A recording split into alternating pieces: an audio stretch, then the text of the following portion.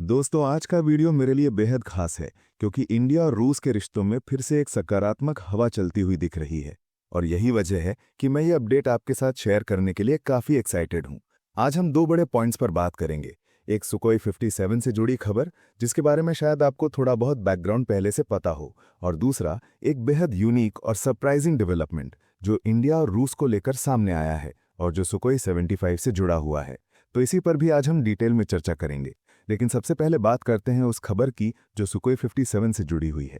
आपको मालूम ही है कि पिछले कुछ समय से लगातार ये रिपोर्ट्स आ रही थीं कि रूस ने भारत को Su-57 फाइटर जेट ऑफर किया है। और ये ऑफर सिर्फ एक साधारण खरीदार विक्रेता वाले मॉडल का नहीं है, बल्कि इसे जॉइंट को प्रोडक्शन के तहत बनाने की बात चल रही है, जिससे भारत की एयरफोर्स में जो मौजूदा कमी है उसे काफी हद तक तुरंत पूरा किया जा सकता है। और अब इसी संदर्भ में पहला बड़ा अपडेट सामने आया है जो दोनों देशों के बीच बढ़ते भरोसे और मजबूत पार्टनरशिप को फिर से साबित करता है। ये डेवलपमेंट आने वाले समय में भारत की एयर पावर को एक नई दिशा दे सकता है। अब बात करते हैं उस बड़े बयान की जो रूस की तरफ से सामने आया है। भारत ने शुरू से एक साफ शर्त रखी थी कि अगर सुकोई 57, जो कि 5th जनरेशन का स्टेल्थ फाइटर जेट है, खरीदा जाएगा तो इसके लिए अनरिस्ट्रिक्टेड टेक्नोलॉजी ट्रांसफर यानी पूरी तकनीक भारत को दी जानी चाहिए। भारत की यही मांग थी कि ये जेट भारत में ही बनाया जाए और हर टेक्नोलॉजी पूरी तरह ओपन हो। आज रूस ने आधिकारिक रूप से ये कह दिया है कि भारत की ये मांग उन्हें पूरी तरह स्वीकार है, यानी जो भी टेक्नोलॉजी भारत चाहता है वो सब देना रूस के लिए बिल्कुल ठीक है। ये एक बड़ा संकेत है कि अब भारत में सुकोई 57 का पूर्ण रूप से घरेलू उत्पादन संभव होने जा रहा है। इससे भारत की 5th generation stealth fighter technology में बहुत बड़ा उछाल आएगा। आपको पता है कि भारत अपना खुद का 5th generation fighter jet programme शुरू कर चुका है, लेकिन उसे पूरा होने में समय लगेगा। ऐसे में एयरफोर्स की जो तुरंत जरूरत है उसे पूरा करने में ये कदम बेहद अहम साबित होने वाला है।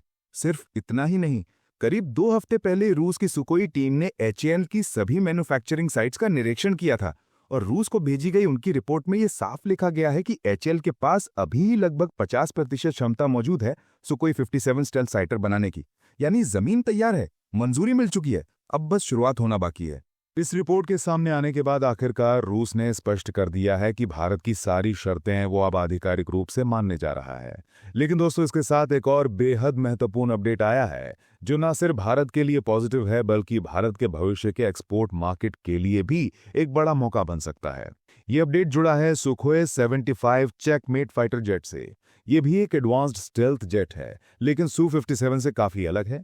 इसकी खासियत यह है कि इसकी टेक्नोलॉजी काफी आधुनिक है और इसकी कीमत दुनिया के बाकी 5th जनरेशन फाइटर्स के मुकाबले बेहद कम है। अभी के समय में सबसे affordable 5th generation stealth fighter jet का दर्जा सुखोई 75 को ही मिलता है। अब बड़ा बदलाव ये है कि रूस ने इस सुखोई 75 का ऑफर भी भारत को दे दिया है, और ये ऑफर ऐसे समय में आया है जब इसकी एक ऐतिहासिक उपलब्धि सामने आई है। साल 2021 में, यानी लगभग 4 साल पहले, रूस ने पहली बार सुखोई 75 का प्रोटोटाइप दुनिया के सामने पेश किया था और आज उसी जेट ने अपनी पहली उड़ान सफलतापूर्वक पूरी कर ली है। इसकी अनुमानित कीमत 30 से 35 मिलियन डॉलर बताई जा रही है, जो बाकी 5th जनरेशन स्टेल्थ फाइटर्स के मुकाबले काफी कम है। यही वजह है कि ये विकल्प भारत के लिए सिर्फ रणनीतिक नहीं बल्कि संभावित एक्सपोर्ट के लिहाज से भी बहुत बड़ा अवसर लेकर आता है। 4 साल पहले जिस सुखोई 75 चेकमेट के प्रोटोटाइप को रूस ने पहली बार दुनिया के सामने दिखाया था, आज उसने अपनी पहली उड़ान भर ली है। और इसी दिन एक और बड़ी खबर सामने आई है। रूस अब आधिकारिक तौर पर सुखोई 75 का ऑफर भारत को देने जा रहा है। ये टाइमिंग अपने आप में काफी खास है। अगर इसकी परफॉर्मेंस की बात करें तो इस जेट की टॉप स्पीड मैक 1.8 है। इसकी रेंज करीब 3000 किलोमीटर बताई जा रही है और इसकी सर्विस सीलिंग लगभग 54,000 फीट है, जो काफी ज्यादा मानी जाती है। पेलोड क्षमता भी करीब 7.5 टन है, जो इसे कई मिशनों के लिए बेहद प्रभावी बनाती है। सबसे बड़ी बात, सुखोई 75 अपने सभी हथियारों को अंदर की ओर इंटरनल लेकर उड़ता है, जिससे इसकी स्टेल्थ और मैन्यूवरिंग दोनों क्षमता काफी बढ़ जाती हैं। अब सवाल आता है कि सुखोई 75 आखिर सुखोई 27 और सुखोई 57 से इतना अलग क्यों है? इसका सबसे बड़ा फर्क है इसका सिंगल इंजन डिजाइन। अब तक जितने भी 5th जनरेशन फाइटर जेट हैं, जैसे सुखोई 57, वे ट्विन इंजन डिजाइन पर बने होते हैं, लेकिन सुखोई 75 का हल्का सिंगल इंजन सेटअप इसकी फुर्ती, स्पीड और स्टेल्थ को और भी बेहतर बनाता है। अब बात आती है ऑफर की। रूस ने साफ कहा है कि सुखोई 75 का लोकल प्रोडक्शन भारत में ही होगा और HAL सिर्फ इसे असेंबल नहीं करेगा बल्कि पूरी तरह इसे भारत में बनाने की प्रक्रिया में शामिल होगा।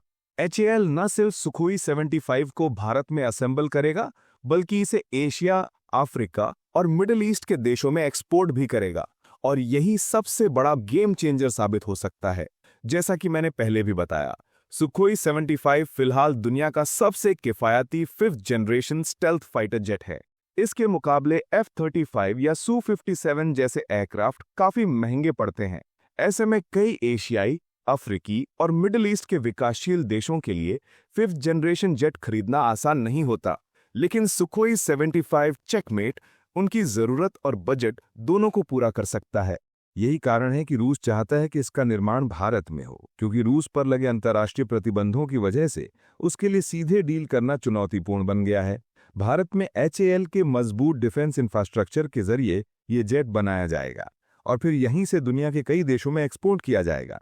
ठीक वैसे ही जैसे ब्रह्मोस मिसाइल के साथ भारत ने बड़ी सफलता हासिल की थी, अब वही सफलता सुखोई चेकमेट 75 के जरिए भी दिखाई देने की संभावना है।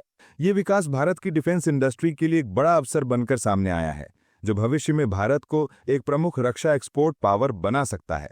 रूस ने इस बार सिर्फ जेट या प्रोडक्शन का ऑफर ही नहीं दिया, बल्कि इससे भी आगे बढ़कर कई अहम एडवांस टेक्नोलॉजी भारत के साथ साझा करने की बात कही है।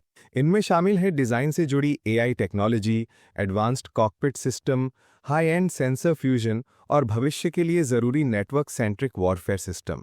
ये सभी वही तकनीक हैं जिन्हें पश्चिमी देश भारत को देने से हमेशा मना करते रहे हैं। इन टेक्नोलॉजीज को साझा करने से भारत को बहुत बड़ा फायदा मिलेगा, क्योंकि भारत खुद अपना 5th जनरेशन फाइटर जेट बनाने की दिशा में आगे बढ़ रहा है। रूस पहले ही कह चुका है कि भारत के इस मिशन में वो पूरा सहयोग करेगा और अब ये ऑफर देकर रूस ने अपने वादे को पूरा करने की तरफ एक महत्वपूर्ण कदम बढ़ा दिया है। न्यूज़ में ये भी सामने आया है कि आने वाले समय में जब पुतिन भारत आएंगे तो डिफेंस कोऑपरेशन उनकी विजिट का सबसे बड़ा केंद्र बिंदु रहेगा। पिछले कुछ सालों से भारत रूस के रक्षा संबंध थोड़े कमजोर पड़े थे। सिप्री डेटा के मुताबिक एक समय था जब भारत 75% डिफेंस इंपोर्ट रूस से करता था, जो अब घटकर करीब 36% रह गया है। यही वजह है कि दोनों देश अब फिर से डिफेंस टाई-अप को मजबूत करने की कोशिश कर रहे हैं और इसी के तहत सुखोई 57 के कोलैबोरेशन को लेकर आगे और महत्वपूर्ण घोषणाएं देखने को मिल सकती हैं। ये पूरी तस्वीर बताती है कि भारत रूस डिफेंस पार्टनरशिप एक नए, मजबूत और भरोसेमंद दौर में प्रवेश कर रही है। इसके साथ ही S-400 के अतिरिक्त सिस्टम्स पर चर्चाएं, S-500 को लेकर शुरुआती बातचीत और सुखोई 30 MKI के जॉइंट प्रोडक्शन जैसे कई मुद्दे भी तेजी से आगे बढ़ रहे हैं। आप जानते ही हैं कि कल ही चर्चा हुई थी कि भारत अर्मेनिया को सुखोई 30 MKI देने वाला है। इसके अलावा T-90 प्लेटफॉर्म्स और ब्रह्मोस को लेकर भी नए अपडेट सामने आ रहे हैं। इंडोनेशिया ने भारत से ब्रह्मोस मिसाइल को लेकर मदद मांगी है और इन सभी मामलों पर जल्द ही ठोस प्रगति दिख सकती है। इसी बीच भारत के विदेश मंत्री S जयशंकर जी ने हाल ही में रूस के विदेश मंत्री सर्गेई लैवरोव से मुलाकात की थी। इस मुलाकात में स्पष्ट संकेत मिला कि भारत और रूस की कई बड़ी डील्स अब फाइनल स्टेज पर पहुंच चुकी हैं। यही वजह है कि रूस के राष्ट्रपति व्लादिमीर पुतिन की बहुप्रतीक्षित भारत यात्रा को लेकर उत्साह दोनों तरफ साफ दिखाई दे रहा है। भारत तैयार है, रूस भी उतना ही उत्साहित है और अब उम्मीद यही है कि ये यात्रा भारत रूस संबंधों को 21वीं सदी में एक नई ऊंचाई देगी। उम्मीद है आपको ये वीडियो पसंद आया होगा। फिर मिलेंगे एक नए अपडेट के साथ।